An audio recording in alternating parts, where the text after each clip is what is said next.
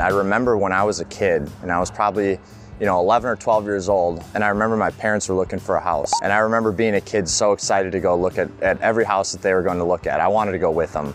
And I remember just having kind of a lot of fun, like going in there and looking at different places, seeing how every floor plan was a little bit different, like imagining myself like being there, as well. And I think that kind of carried into, after college, I was thinking about like, well, what do I really want to do? And the only thing that really got me excited was thinking about, being an agent.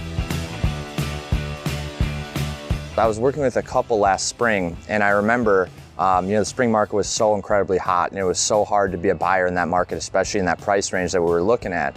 And every time we get in, we're always so early, a place to come on the market, and we go look at it right away.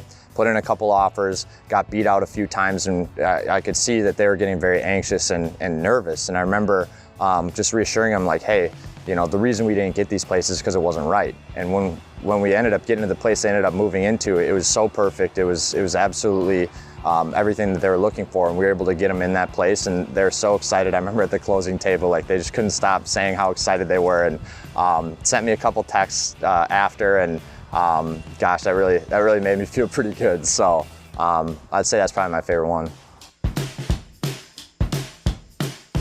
I think it'd probably be my mom. Especially just looking at how hard she works in everything that she does, especially, not just with business, but also just how hard she works, like, keeping up with family. She's always there for everyone. That's kind of the person that I want to be too. I want to be someone that can be relied upon. Obviously, baseball has been something that's been there for me all the way growing up. I've been playing since I was 5 years old. Still play now, still coach. It's a huge part of my life. That's probably the biggest passion, but playing off that is just staying active, I suppose. Whether it be exercising, going on runs, like, lifting weights, stuff like that. Just something where I can see progression, I can see myself getting better, and it's, it's something where you can put in work and you can see what happens when you stay consistent with it. The big thing is coaching, which, it's been a huge part of my life. The last 4 years is when I started, and each year, it gets better and better for me, especially coaching at a school like Holy Angels, which is such a small community.